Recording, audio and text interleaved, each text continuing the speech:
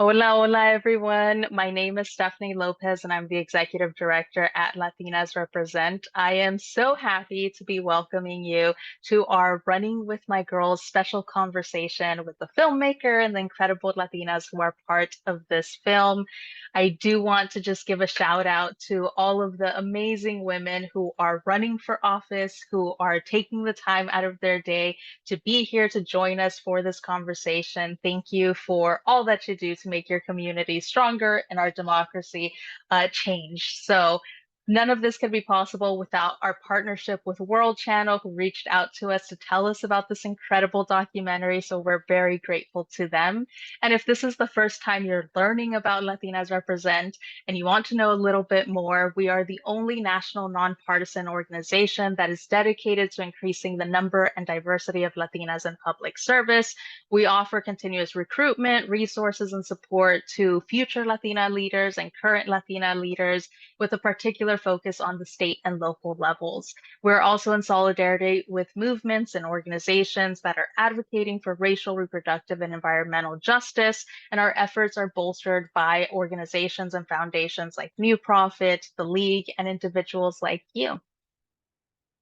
And I'm very proud, like I said before, of our partnership with World Channel. They reached out to us. They said, hey, this amazing filmmaker named Rebecca Henderson created this film about women running for office in Denver. You should check it out and let's figure out if we could do something together. And so World Channel's original series examined the issues and amplify the voices of often ignored that are often ignored by mainstream media. The multi-platform channel, which also is part of the America Reframed series on PBS, helps audiences understand conflicts, movements, and cultures from around the globe. And hosting the screening of World Channel films in your community is a great way to kickstart and support conversations surrounding crucial topics that affect all of us. So if that's something you're interested, feel free to reach out and I'm happy to connect you. And then finally, a little bit about Running with My Girls and why I loved this film. And I think it's so important and a must watch for everyone, especially during a big election year like this year, is that the film follows five courageous women of color activists who are honestly tired of the status quo in their communities and they decide to run for office in Denver. And they do so in a way that is unique by coming together as a cohort and sharing resources and being there for one another in only the way that I feel like women of color do. And they don't have as much funds as the incumbents and their opponents, but they knock doors, they make the calls, they rely on each other to power through these amazing grassroots campaigns. And I feel like the incredible Rebecca Henderson, the filmmaker joining us today, really portrays some of the challenges that political outsiders face, especially when they are women of color, and that also reveals the tenacity, the courage, and the resilience that it takes to run for office when you are a woman of color in this country, and just the amount of commitment you have to justice and democracy.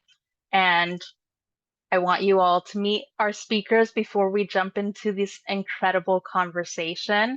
And so I've said her name many times at this point, but our filmmaker is Rebecca Henderson. She's based out of Denver.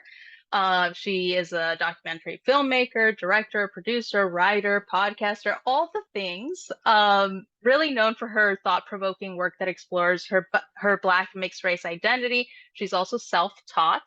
And the documentary Running with My Girls focuses on local politics and civic engagement. I personally love it, and that's why we're here today.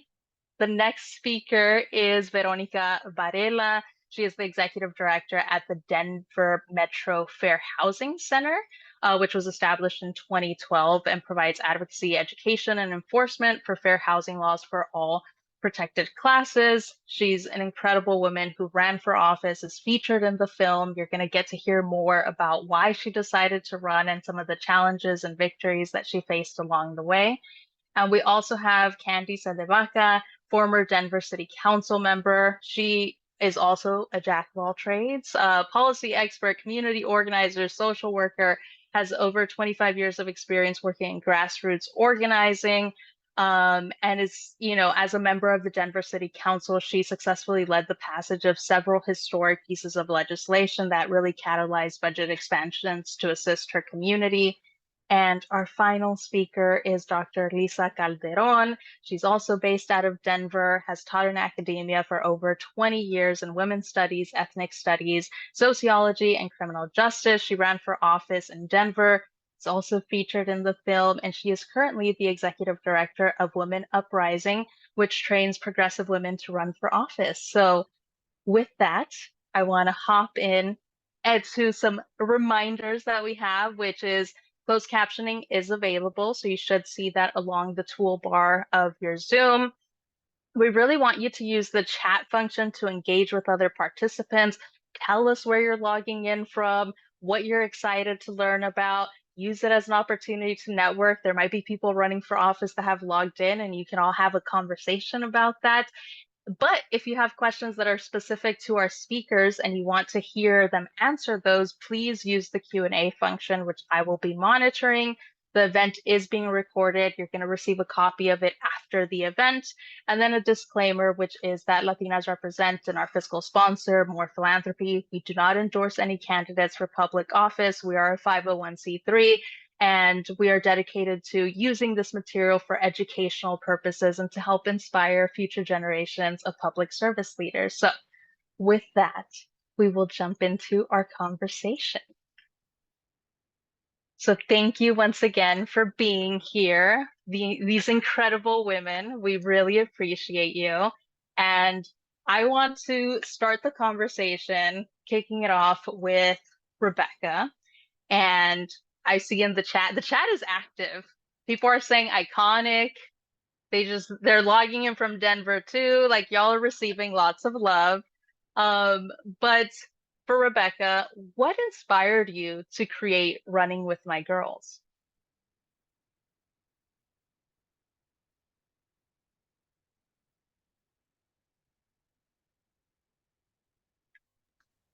So, shoot. Sorry, can you hear me? Can you hear me? Yes. Okay, Yes, we I can now. couldn't. In my classic style, for some reason, I'm clicking unmute and it would not unmute. I don't know why. So sorry. Oh, okay. Can you repeat the question? Yeah, of course. I really inspired? couldn't. Yeah, no worries. I know that technology can be an issue sometimes. What inspired you to create Running with My Girls?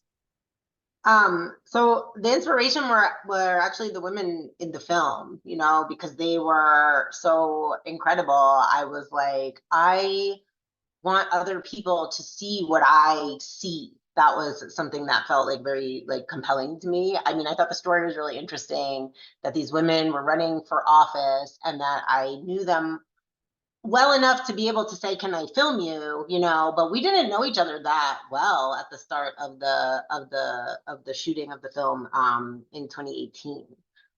Can you believe, by the way, that it's 2024, that we started this in 2018? Like that. I can't believe it.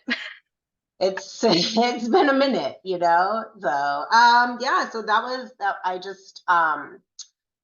I thought it would be an amazing story. And one of the things I say in the film is I did think they were all going to win. I thought it was going to be like this incredible, tale.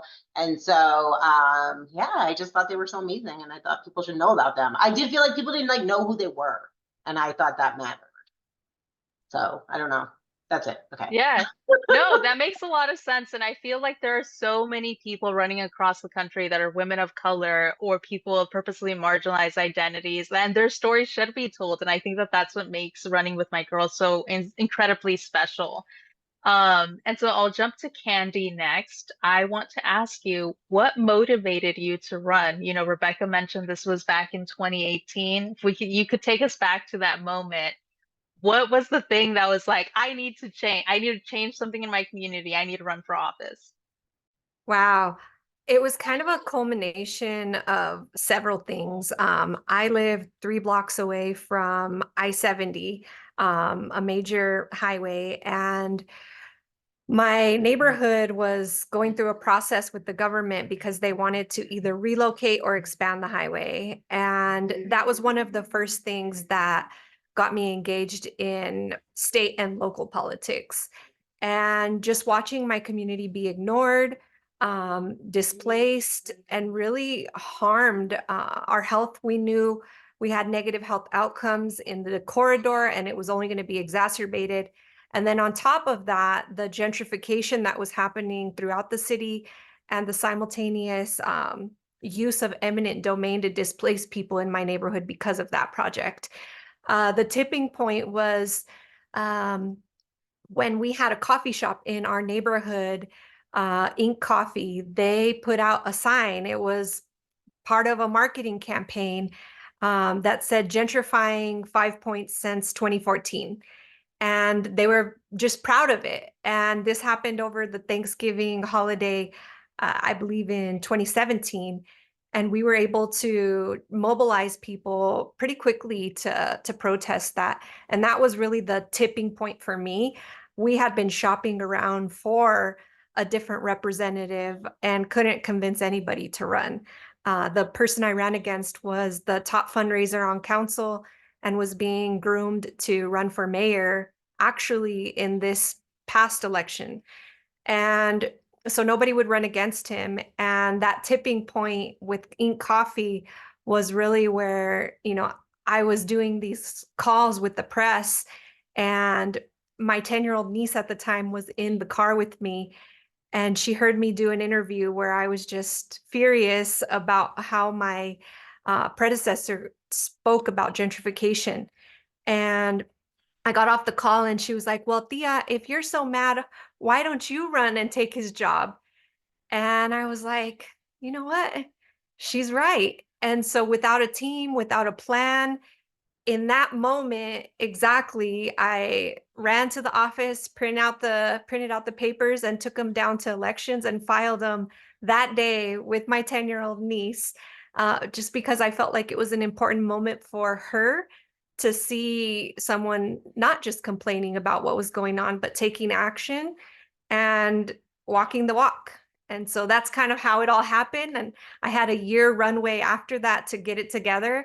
I don't know if we actually ever got it together, but we did it. And it was really because of community wanting a change more than us pulling together any magical team. Wow, what an incredible story of your niece inspiring you to run for office. And I love the fact that you honored her in doing the thing, right? She was like, run for office. And you were like, yeah, I'm going to do that right now. I just feel like as a 10-year-old child, that must have been such an incredible moment for her to like witness you follow through on that. So that's a good Thea right there. I love it. Veronica, the same question to you. What inspired you to run for local office in Denver? Were they similar issues to what Candy said? Was it something different? And what was that like aha moment for you of I'm running for office?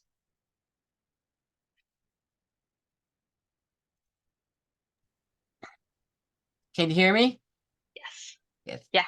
I had just retired from NewSed, Community Development Corporation, and I really love politics, and I really, the city council you know, has been kind of a lame body in our city that don't address really critical issues in our community, and I just wanted to see more people, more women on there that would address the kind of issues that need to be addressed in our communities, especially around civil rights and contracts and minority participation, things of that nature. Because, for as long as I was with NewSid, there was nobody on city council that was really an advocate for those kind of issues. And I'm a real strong advocate for those issues, especially around civil rights issues. That was one reason. And some of the other reasons is I just love working in the community. I like to community organize. I like to do events, and I really like just being able to be around people and and those kind of things that go on in our community that are so important, and helping nonprofits, you know, do grants and where resources are, and just being there for people. I think it's really important to be there for your community, and to help them through issues, especially if they're having issues within the city structure, what you do have, there's no doubt about that, and helping you get through it, especially if they're not going to fund your organization or they fund too much to another organization. There should be some fair and equitable treatment around CDBG funds that come into our cities. That's always been really important to me, you know, that a fair amount go into housing and business development and nonprofit support. And I'm really good at that kind of stuff. You know, I'm, uh, I just thought I really had the best experience to be a city council person. I can be real, people call me aggressive. I use the word assertive, but I can get things done. You know, I have a reputation about getting things accomplished, and I really wanted to be part of that, but I'm not. So I do the best I can out in the community. But I do appreciate you helping to shift that narrative. And you're like, people call me aggressive, but I'm actually assertive. And I think that's true for so many women who have decided to run for office. It's always one narrative, but we really have to shift that conversation. Mm. So thank you for sharing, Veronica. Oh, you And Dr. Lisa Calderon, I have a bit of a different question for you. And I want to know how your community responded to your decision to run for office.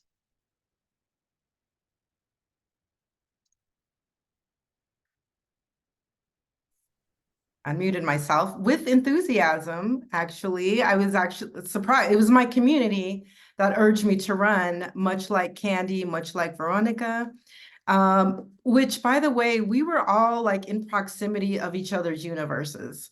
So, you know, I knew of Candy's organizing. We had organized around resisting the expansion of the, you know, I-70 highway. With Veronica, she was a mentor of mine. We organized when we were part of the Colorado Latino Forum. And, you know, you want to talk about an OG, she is the real chingona. And doesn't take any stuff off of nobody. So having this, it's almost like an extended family of organizing, so that when we decided to step in, it was for very similar reasons, which is very consistent for a lot of women, particularly progressive women and women of color, which is we are compelled to run. You know, we tried other avenues. We, you know, went to meetings, we organized in our communities, and we were still not heard. And so we often run out of necessity because we've tried everything else. And, you know, like Candy said, you know, then we get our family members or our friends, we're like, well, why don't you do it? And just a quick funny note, like Candy and I try to talk each other into running. And, you know, do you want to run for the council office or do you want to run for mayor? And we were just like kind of figuring it out. And so we were settled on she runs for the council office, I'll run for mayor. And then we had our cohort with Veronica and other fabulous women of color. You know, so, you know, just being a real team. Thank you for sharing. And yeah, I love that your community backed you up and that they were the ones fueling you. And for those of you that still haven't watched the movie, I think it's important to note that these women were also inspired to run because they saw their friend running for office. Is that correct? Lisa, can you tell us a little bit more? Like you saw your friend run for office. Were you working on her campaign, volunteering on her campaign, and then you were like, hey, we should all run for office? You know, actually, it was more like it seriously was like an ongoing conversation among all of us. The question was who was going to get in first. And I believe, Candy, I think you were the first one to step into the ring.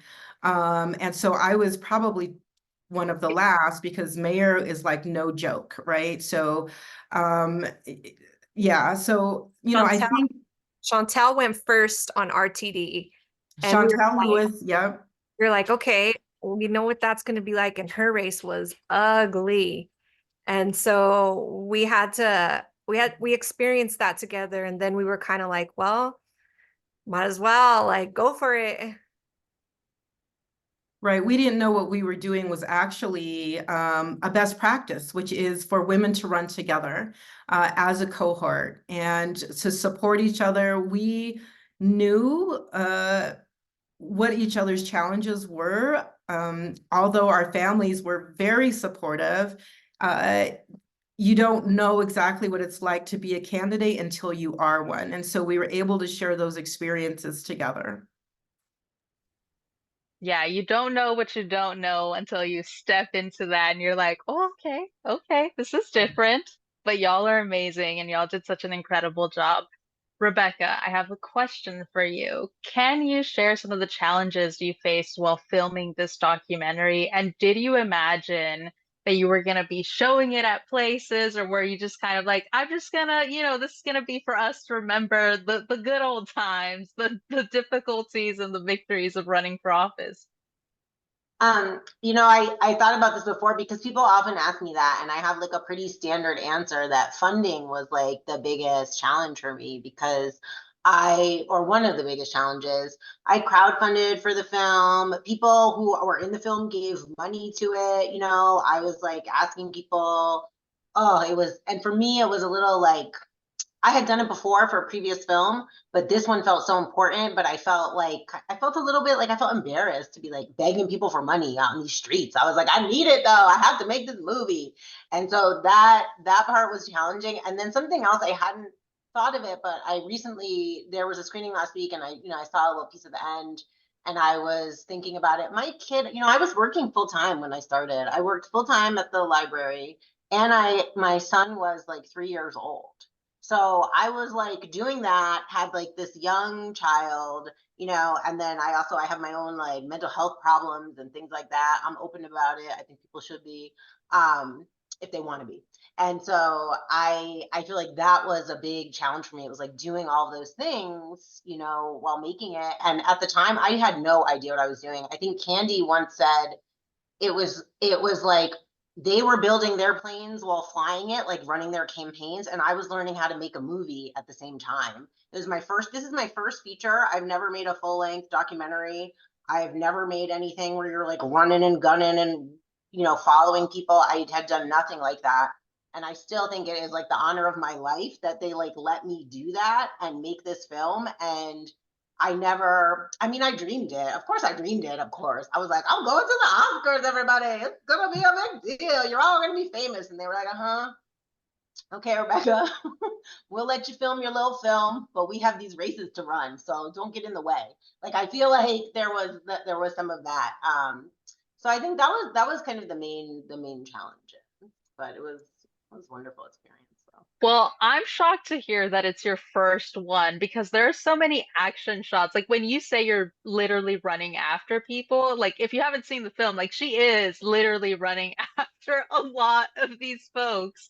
And so you did it so well. Just the action shots, but also just being in like the offices and the organizing, capturing all of those very like intimate moments of what it takes to run a campaign. And Veronica, what were some of the most memorable moments of running for office for you?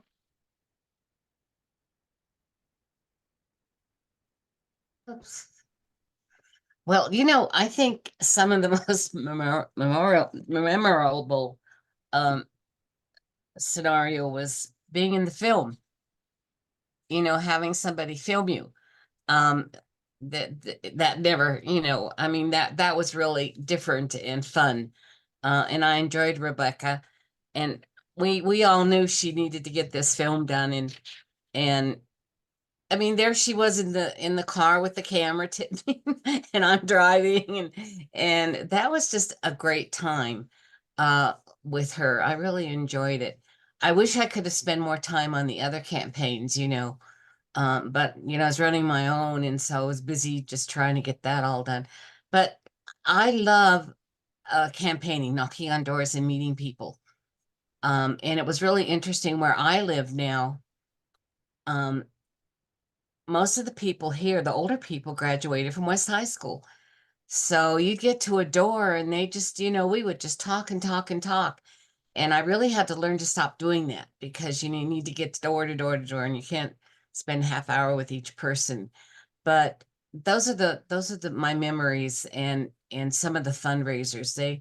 They were great. And we had a woman here who ran CHOC, the Chicanos Humanity and Arts Council, who was murdered a few months ago. But she helped me do a fundraiser at CHOC, and that was the best fundraiser because she was there and she was helping me. And I always have that memory of that one fundraiser. So that's some of the memories. That's beautiful. Thank you for sharing. It really sounds like you did some deep canvassing. You were really connecting with your community and getting to know people. So and obviously the shout out to Rebecca following you around and recording you in your car and all the other places.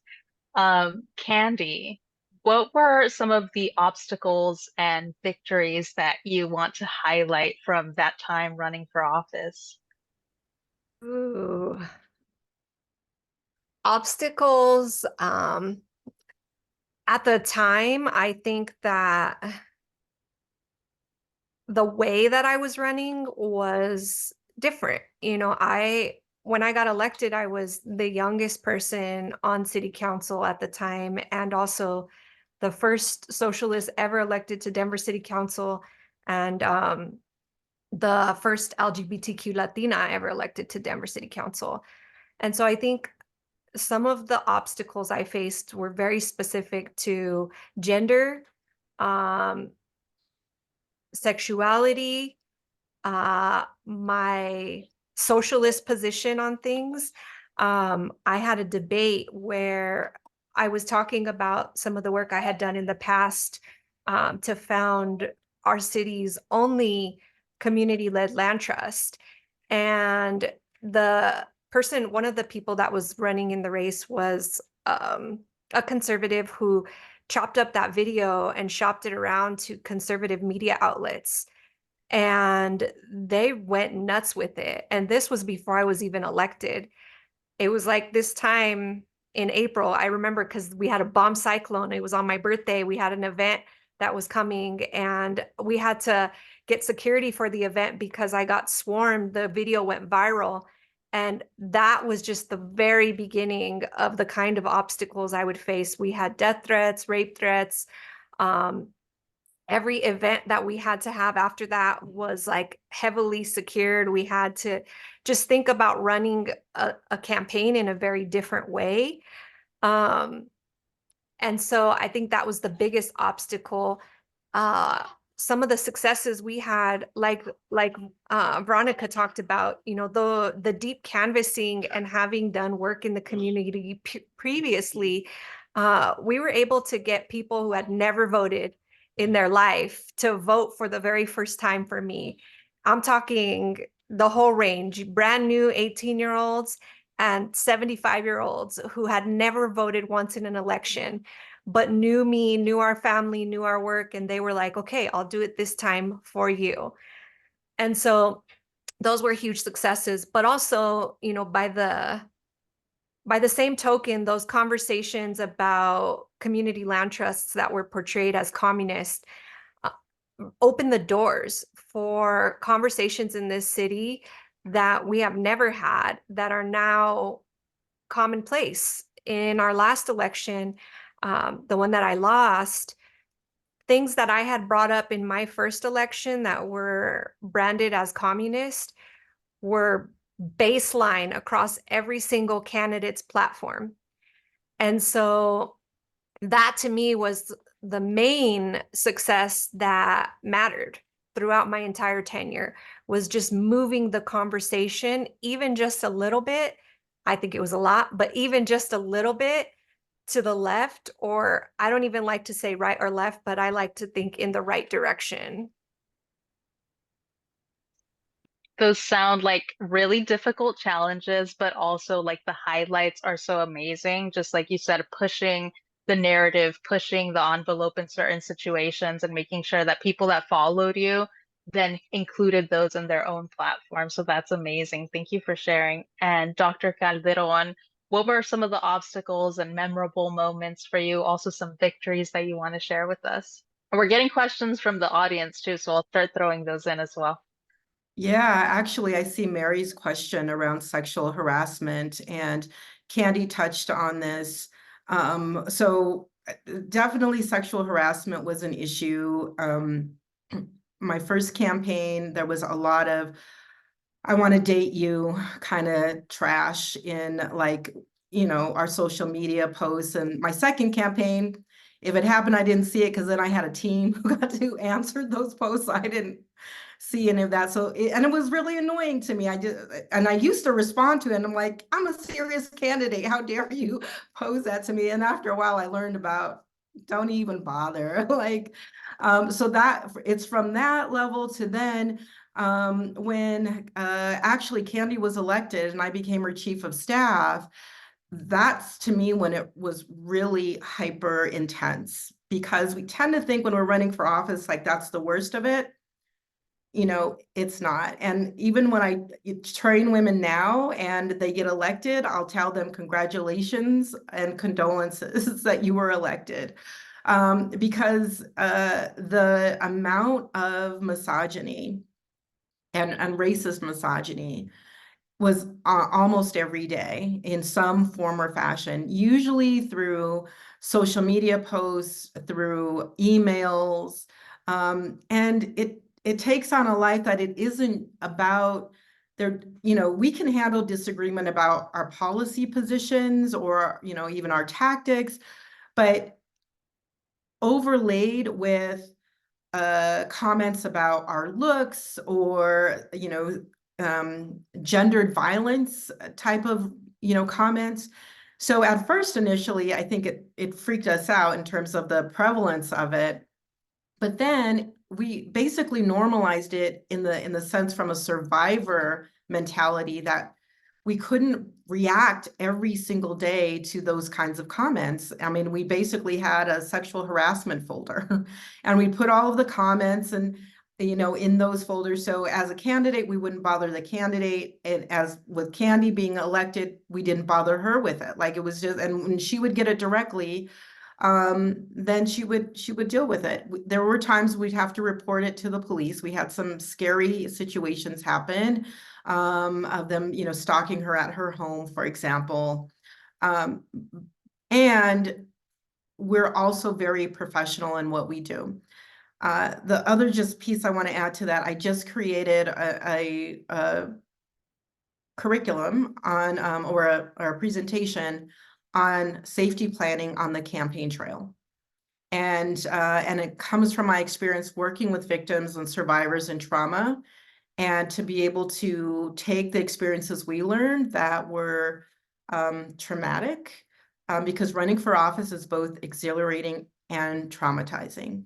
So those things together are, so not the best memories, but also how we coped with them definitely made them into a positive, a strength, and a survival skill.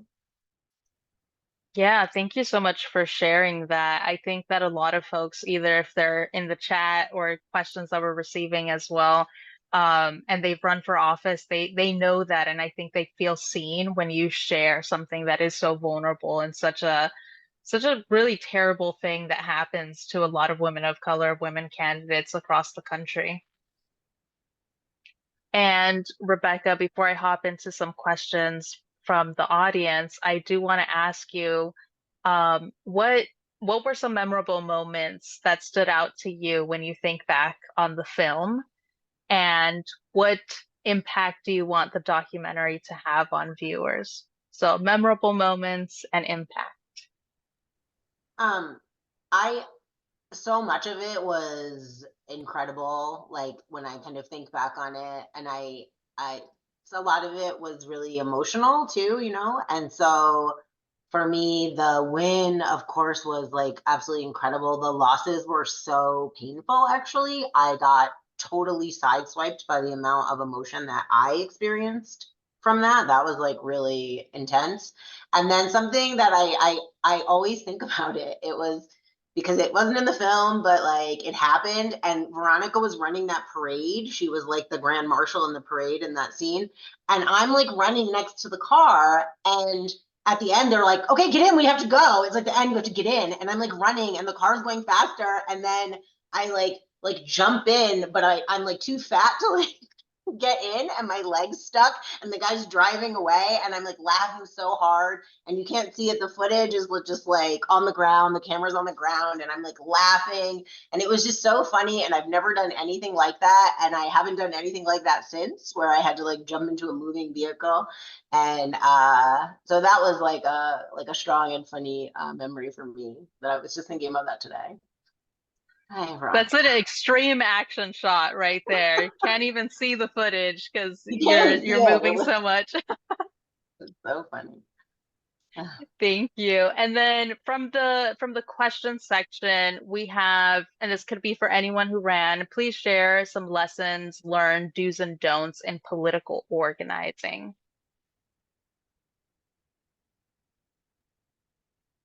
Ooh, I know what Lisa's going to say, so I'll let her say it. But I think what I learned early on, even before running for office, was how much more important it is to organize around something bigger than a single issue. When you organize around one issue, I feel like it's easy to fall apart or just even dismantle once you've had success. I feel like a lot of my organizing leading up to campaigning was geographically based, and that's what made for a really strong campaign. But also because we were experiencing gentrification, it's what weakened my second run because of the level of displacement that my community had experienced. And so I think figuring out a way to bring people together around shared values in a consistent way that's flexible and that moves with the issues is important. And I feel like Lisa's done that well with the Latino Forum and other endeavors that she's been a part of. But I'll let her share her do's and don'ts. Well, you know, they're related, Candy, and a do for me was absolutely lean into who you are and your community. We often think that we have to appeal to everybody, and we did the opposite. I know certainly for me in my second mayor's race, which I narrowly lost by a few thousand votes, I was, you know, because other candidates, and we had a field of like 17, because other candidates who identified as progressive, but really were kind of running more toward the middle for some of them, it was very freeing for me to be my progressive and basically myself, and to run apologetically as myself. And because I had been a known quantity in the community for, you know, like almost 30 years, because I started organizing when I was a kid and then through college and all of that. So the areas that I ran, I actually had in some ways more of an advantage than Candy when it came to gentrification, because she had a certain district, I had the whole city. And so the areas that were historically gentrified were outside of my immediate neighborhood, but were in historically Black and brown redlined communities. And those were the areas that I actually won. So every time I messaged, it was to them. I knew I needed to get those voters out. As far as the don'ts, I would say don't hang on to people who are not working for your campaign wholeheartedly. From, you know, make those decisions quickly. And it can be difficult because you're thinking, do I move this person on or not? But what I found is we had a very strong team. We were very tight, and we had a no drama rule.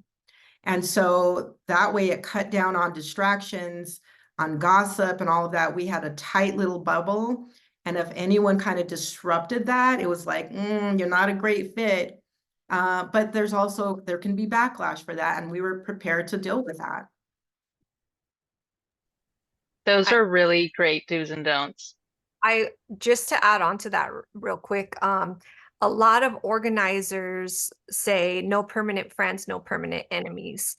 And I think when you're running campaigns, because you need such a tight bubble, it's very difficult to organize that way with that mentality, because if you're expecting that someone isn't going to be a permanent friend and you're giving them all of the information that it takes to destroy you, you're putting the movement at a disadvantage. And so I think that like speaks to the need for the movement to really figure out how do we make sure that there's some permanent allegiance, that it's about something bigger forever and not just issue to issue, no permanent friends, no permanent enemies. I'm going to go where it's most advantageous, because in campaigns, that is what like will take you down.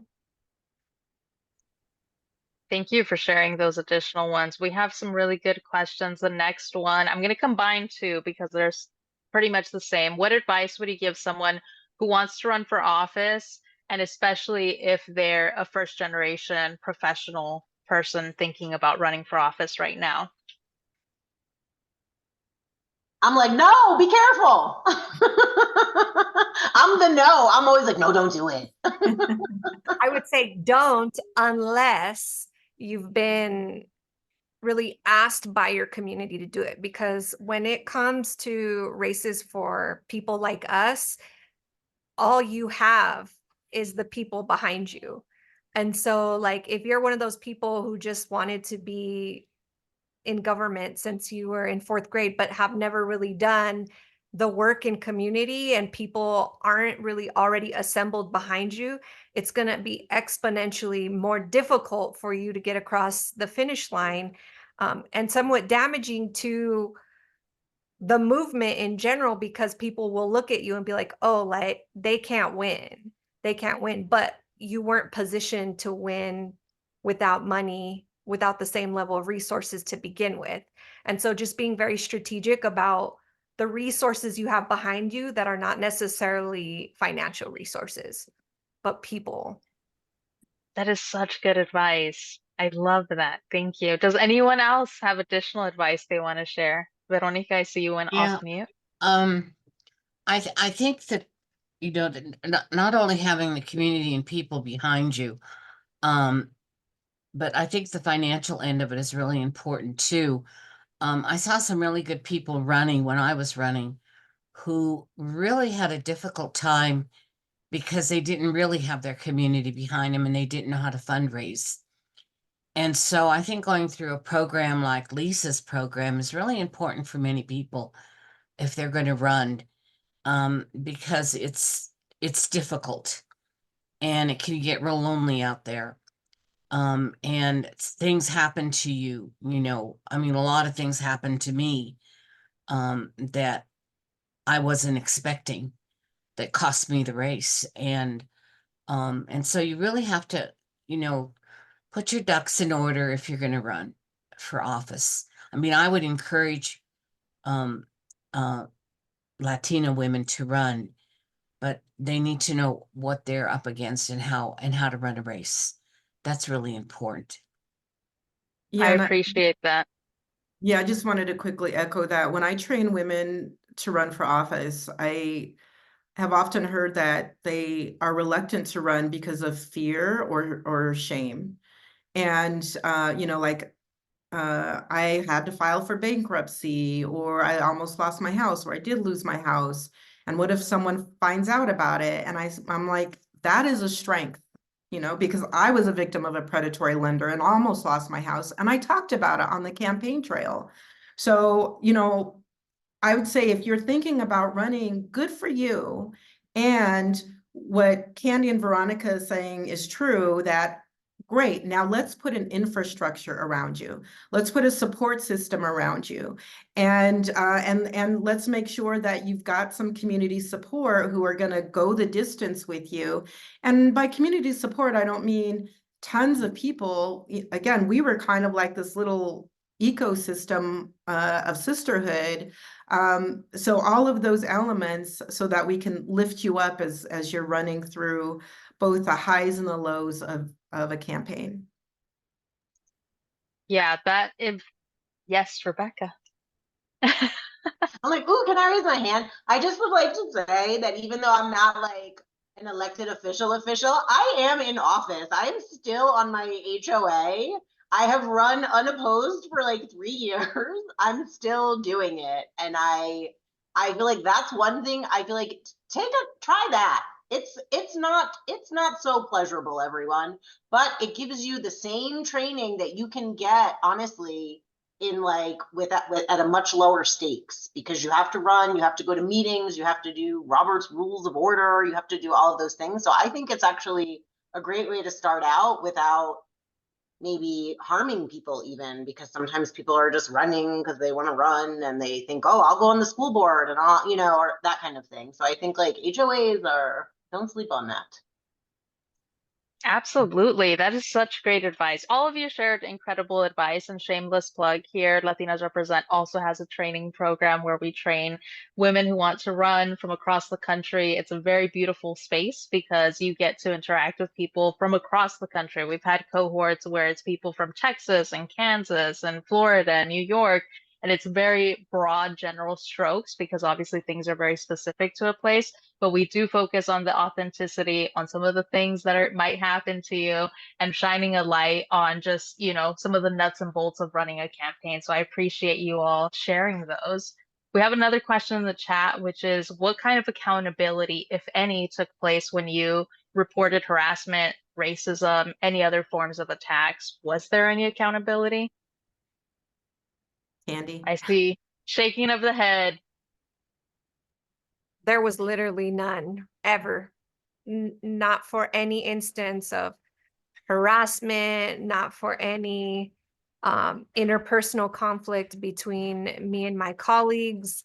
There was nothing. There was never, ever anything, even when we had like people who were sending legitimate threats to our office. We never had real support, no accountability to this day.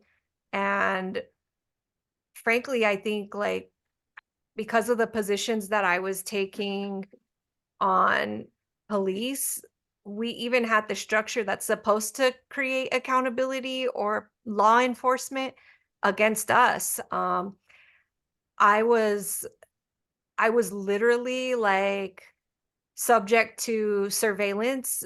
The police here put a halo camera outside of my house when I introduced the first bill in the country to reimagine policing. I had hundreds of cops swarm my office to sweep 4 homeless tents.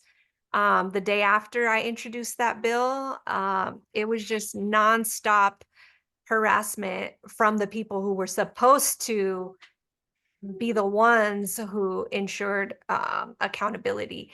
Even when I respected structures like our ethics board and went to our ethics boards for things that I thought could be raised as an issue. At the time my partner was volunteering in my office, I was the only person who ever went to those who used those structures the way that they were intended to be used, and it was turned against me. And so I think for us, it was just completely different, and there's no real expectation of accountability from the structures that we're trying to change. Yeah, in my my presentation around safety planning for campaigns, it's basically very similar to when you are being abused, that there's not a whole lot of good solutions. And I'm saying that as a survivor and also someone who ran legal clinics. for survivors of intimate partner violence. And so what that means is that rather than relying on these punitive and carceral systems to keep us safe, which they don't, it really is our community that increases our safety, right? And increases our protective factors and reduces our risk factors. So, I talk about, the usefulness of protection orders and the limited value of them as well. Also on keeping updated around laws around social media and being harassed via social media are all topics that we go into.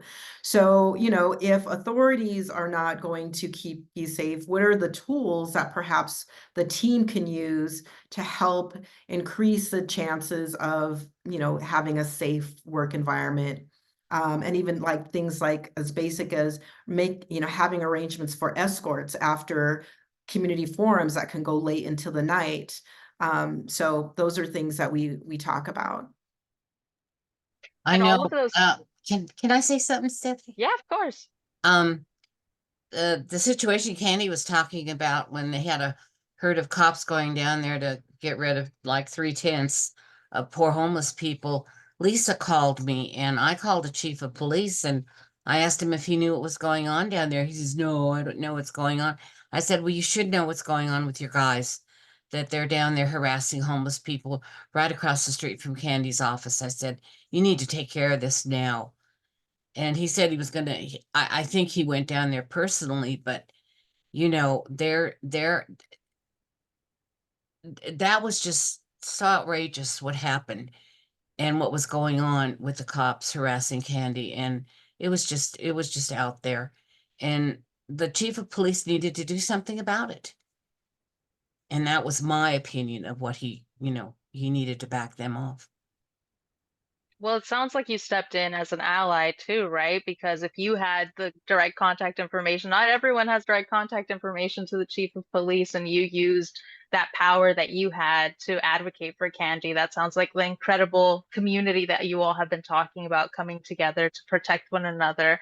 And what I wanted to say after Lisa spoke was that all of the training that you're providing, it also sounds like it's really helpful when folks are also elected to public office, because like Candy mentioned previously, right, the harassment, all of these things don't really stop. Ideally, we want them to stop, but sometimes they don't when someone is elected. So I think it's really amazing that you're providing that type of training for folks.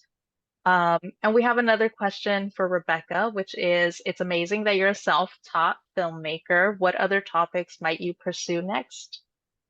So switching gears a little bit. Oh, thank you. I think it's funny because people ask about that. I didn't shoot all of that footage. Wherever the footage was like bad, that was me. And then Stop. It wasn't bad. No. wherever it was good, that was a videographer that I had hired. So I think, I have a follow-up piece to Running with My Girls that's sort of ongoing that I've been working on. And I don't know when that will ever see the light of day, if it will ever see the light of day. A lot of my projects are like that because I don't have funding for them. So I just kind of make them because I want to make them, because I'm an artist, I'm compelled to do that. I am right now working on a project actually about the migrant. I use a quote. It is a crisis, but I don't like the way we talk about it. But I'll say, so I have a project that I'm working on now around and it's sort of it intersects with all of the things that we're always talking about in our communities, and it really brings those issues to the forefront, I think. And so we'll see where that film ends up, but we're in an editing stage at this point, so, and maybe possibly more shooting, so it's not going to be done for a while, but when it is, you'll all know. Yes, please let us know when it's done. I am so excited to see what you come up with next. And then I did have a question, because it is 2024 and we're in a big presidential election year. We also know that Latinos in general make up about 20% of the US population. If we're being, Latinas make up 9 to 10% of the US population. Just wanted to ask you all, what role do you see Latinas playing in shaping the future of local politics, since that is what you your experience lies in. So this is for anyone. Well, I think Latinos are the future of local politics and have been so underestimated. And just the Latino vote, I think, is a sleeping giant anyway. And so while on the one hand, it's very frustrating to continue to see, you know, policies that are still kind of disenfranchising our community through redistricting, we're a young population too, right? So we're going to have all of these young people come of age with tools that we didn't have.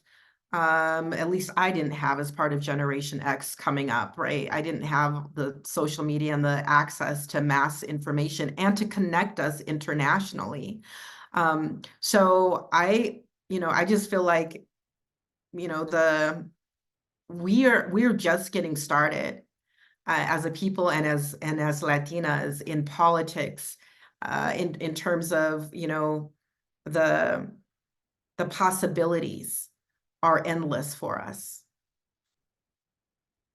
I would add that I think that it's really going to be our young new American majority that's going to carry us in the direction that is more just, because of the information gap, right? The social media access is critical for us to be able to share our information, to share education when we don't have $1 million to get on a mainstream network's commercials.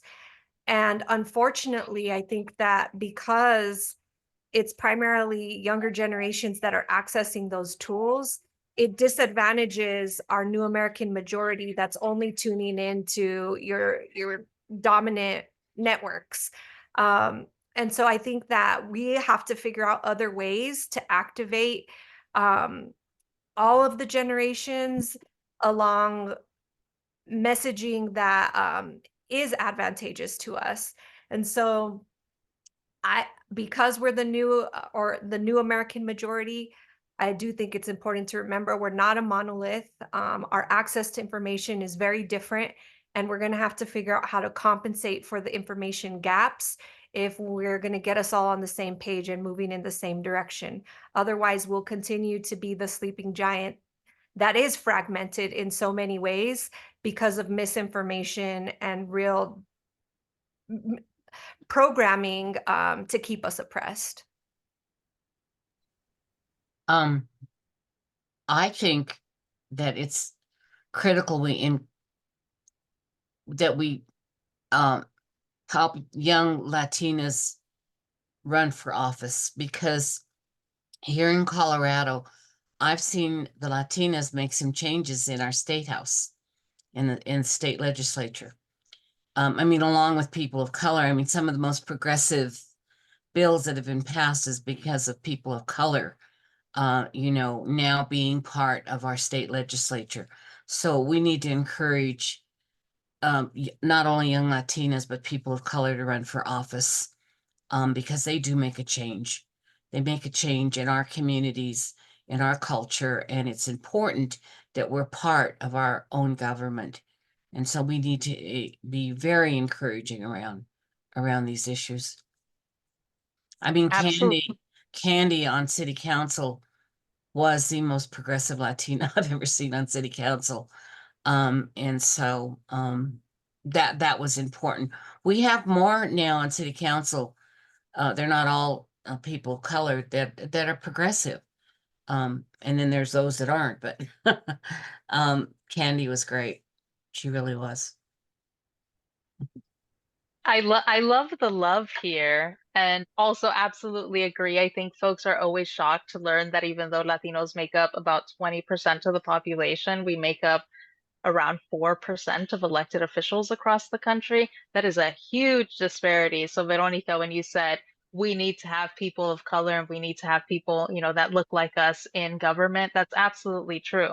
And, at Latinas Represent, we're firm believers that you can't have a healthy democracy if it's not reflective of the communities that make it up. So that's why we're so dedicated to increasing the number and the diversity of Latinas in public service.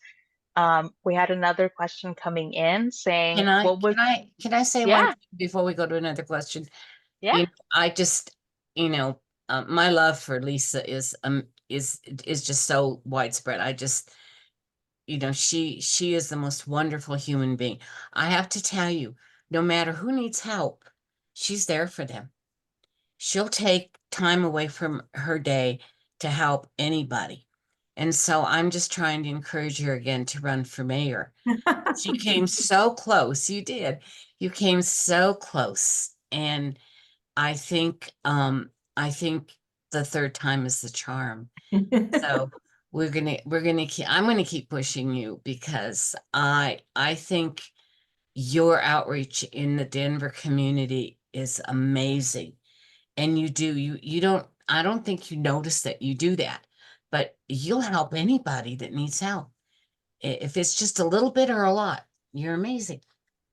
Thank you, Veronica. And you've been a tremendous mentor for me and have had my back when I do put myself out on a limb and they come for me, and you're just right there. So much love to you as well. Again, loving the love and the somewhat public pressure to put Right. nudge someone. She's buttering me up there. Sure am. The question that came in from the audience was, what was the new challenge, or speaking of running for office again, or not so new in running again? So for those of you that had run multiple times, did you find that there were changes from the first time to the second time? What were some of those new? Oh, Candy said, "Oh yeah, let's go."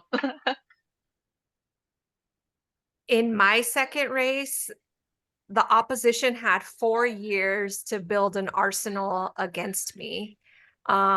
An arsenal of misinformation, an arsenal of financial resources, an arsenal of tools like redistricting. They really pulled out all the stops to get me out. They had to gerrymander my district, and they spent $2 million, an estimated $2 million, because they figured out all the loopholes to get 1 million of that unreported. And so they just had a lot of runway to line up all the resources, and to pull out all the tricks. So that's one thing that we have to plan for is, it's not sustainable for radicals to be in the seat for a long time. So we have to have a different strategy uh, that's actually building the bench instead, so that they don't have an arsenal of votes to use against you in disingenuous ways. This is Veronica. I ran 2 times for city council. I ran in District 9 and then District 3. And when I ran the first time, I was in my late 50s, and I was told back then that I was too old. But I almost won that race. But this last one, I was in my early 70s. I think I was like 72 or 3. And I had a campaign against me in my age in this last campaign that I couldn't believe. And it came from the city council person that had, that was termed out of this district, and the mayor, because the mayor was extremely angry with me because I wasn't supporting him and I was supporting Lisa. And I was knocking on some door here in my own neighborhood, and this elder woman answered the door, and I was talking to her, and she says, "Oh yeah, you're that old woman that's running." And it was like, and then some people called me who are around my age and told me I was too old to run, who are working full time, and so it got really ugly, in my opinion, what happened. But I really do blame the mayor and the last city council in this district for spreading that word around, because when they were out campaigning, they carried the other person's literature and talked about my age and not my experience, which was 100 times more than the council person that won. Well, running the second time for me was so much easier than running the first time. First time I ran, I was probably terrified most of the time because it was all new. I was taking on this huge machine. I had never run for office before, and it was for the most powerful seat in the city. And I also came in third then too. So the second time I ran, obviously I knew what I was doing. I knew how to put together a great team. And we had the Fair Elections Fund in Denver, which is taxpayer funded. First of all, progressives pushed for the fund, and that it matched dollars. So basically we were able to amplify our money, and it put us on as close to an even playing field financially, at least competitively. And it was a game changer. So, you know, whether third time's a charm or not, I haven't yet gotten that far, but I have looked at other world leaders. I can't remember her name, but it was a European woman leader, I believe, and she had run something like 7 times before she was elected. And, you know, it just goes to that when, you know, if you run and you don't win your race, or you run and you are, you lose your race, your reelection, there's so much history of women still coming back and then winning again or winning for the first time. So there's learning in everything you do. And I'm a firm believer that no effort is wasted. Everything builds on something else. So, you know, I'm waiting for Candy's next move. When she's ready, my next move will reveal itself, if any. I mean, it's a nice fantasy to ride out into the sunset. I'm not quite there yet.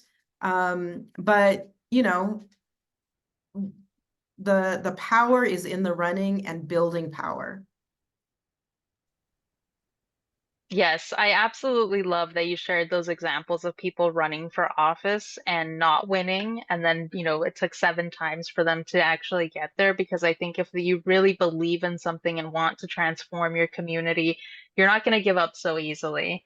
And I think that it's just a really great example also of all of you sharing that you ran multiple times. So it's not just this mentality of like, oh, I ran and I didn't win. Okay, like on to the next thing, right? Because if deep down inside you really want to transform your community, you want to make an impact, then that's the way that you see things changing, then you're going to keep trying. And you're going to have people around you that are going to support you, and you're going to learn. Like Lisa said, each time you're going to learn something new. And I just want to add quickly that even if you don't run to be elected, you can still, be a power builder in politics. Like that's where I see, for example, Veronica. I think she's made clear she's not going to run again, and yet she supports candidates running to get to that point. Absolutely.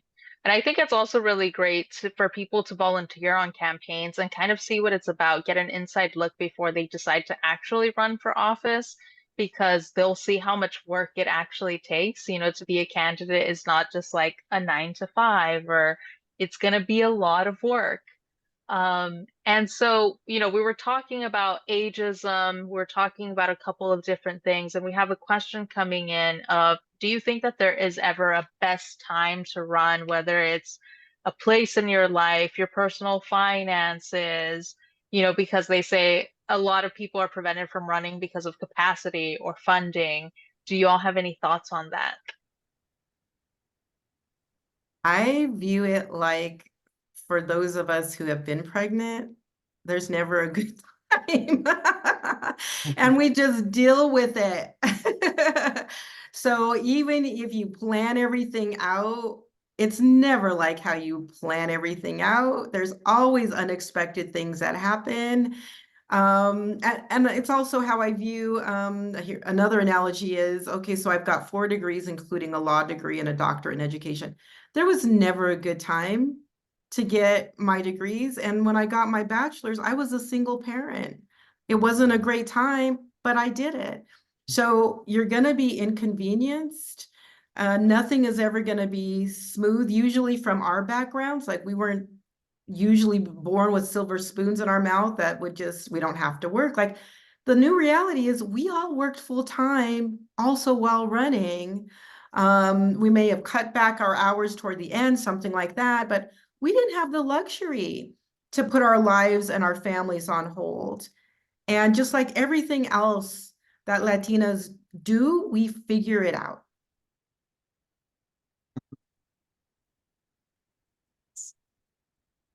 I will add, if you win, never stop campaigning. That was definitely a mistake I think I made. Once I got in, I was so focused on the job that I completely dismantled my campaign team and didn't think about it once until 4 years later when I had to. And that was an incredible missed opportunity. I wanted to add though something, that one thing that isn't like the update in the film. The beginning of the film opens with Chantel Lewis, who was on the RTD. You know, she ran for city council in my district, and she is now my city councilwoman. So she went from the RTD to the city council, and it was pretty amazing. So I don't know if that was the time to add that. I just wanted to say that, like, I do want people to realize you actually, because I joke and I say, don't run for office. Like, I'm kidding and I'm not kidding. Okay. I want people to take this shit take it very It's serious, fine. because it is very serious. And I felt like I wanted people to watch the film so they would have an idea of like what it could be like, what it feels like to be involved, but also to realize you have so much more power than you actually think. That was my big eye opener, that you could take these seats. If you organize enough and you get enough people and you run around, you can take them.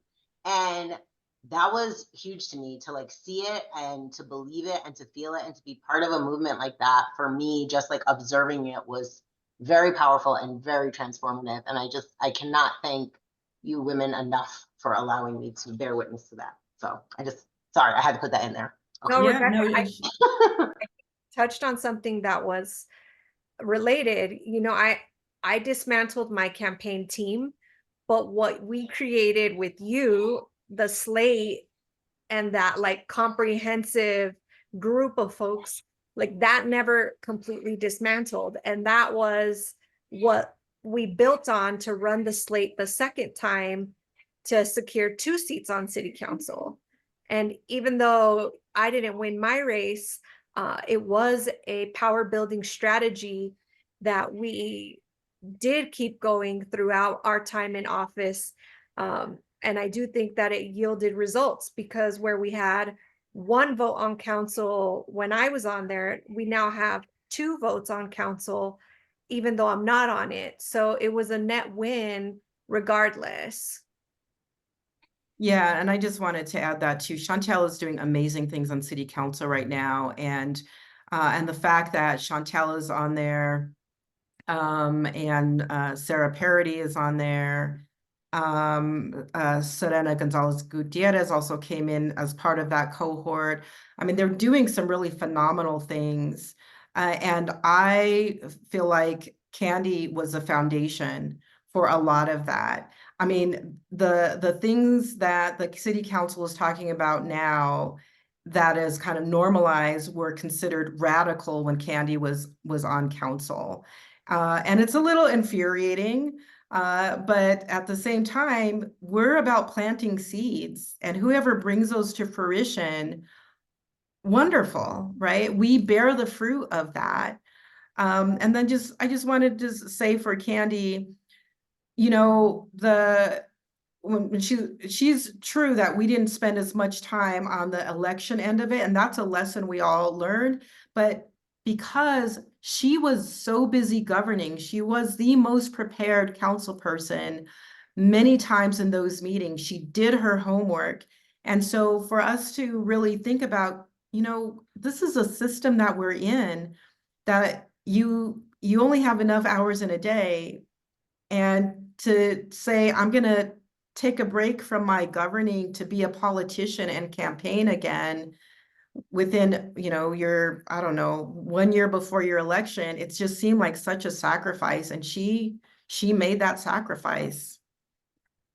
The other thing I've seen on city council, recently that I thought of Candy reimagining the police force. They were pulling money out of host, for the homeless folks and the immigrants. And they were pulling money out of parks and recs and where you get your license at. And I thought, why aren't they pulling money out of law enforcement? And they did, didn't they? Candy, they just pulled some When funds they out were of law big, enforcement to help cover some of these costs. And I was saying that initially on, why aren't they pulling money out of everywhere? And especially the police department, they have the most money. I don't know how much money they pulled out of there, but I really think you had, just your presence on that council for 4 years really did plant those seeds that Lisa is talking about. it definitely normalized it. I love the example of we're planting seeds and then what comes of it, you don't have to be the person that's carrying the baton all the time. Ideally, in a community setting and transforming communities from the ground up, we want to be planting those seeds and passing the baton, sharing the baton with one another. And so that's just really beautiful. And we're getting close to time, so I do want to honor that. I do have one last question from the audience, and then we'll close out. How do you recommend candidates reach out to middle-class Latinas for contributions? There are quite a few of us out here. So some tips around that.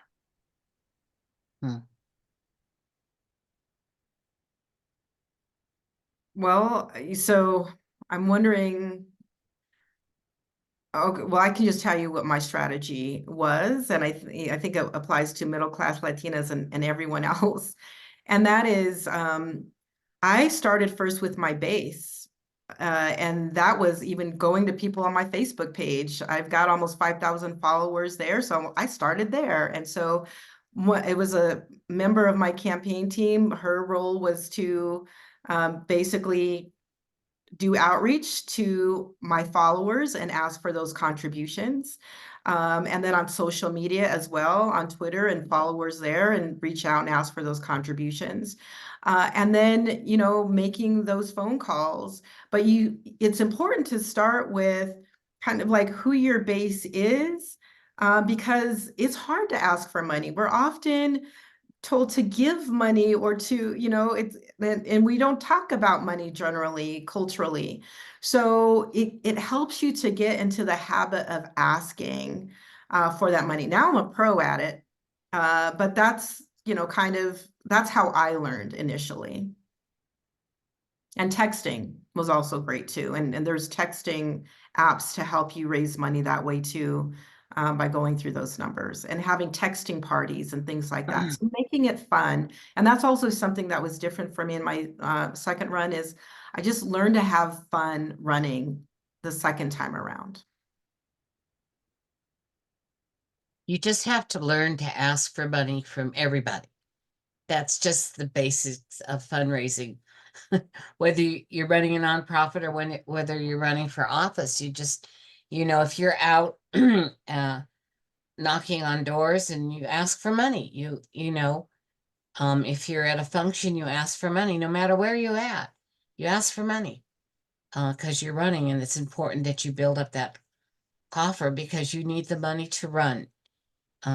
That's so important. It's unfortunate, but that's how you're going to win the race. That's why our mayor won his race. He had millions of dollars. Millions. I'm sorry, that money piece is so crazy. And I just feel like something that happened that I thought was very wild to watch Lisa run the second time around. Like the amount they spent per vote, I think it was something like $50, $80, and Lisa's was like $8 or something crazy. Like, and she still got like 31,000 votes. Like, to me, that was a big proof of concept, like, oh, whoa, for that little money, you got all those votes. Okay. Powerful. You did that, Lisa. That's amazing.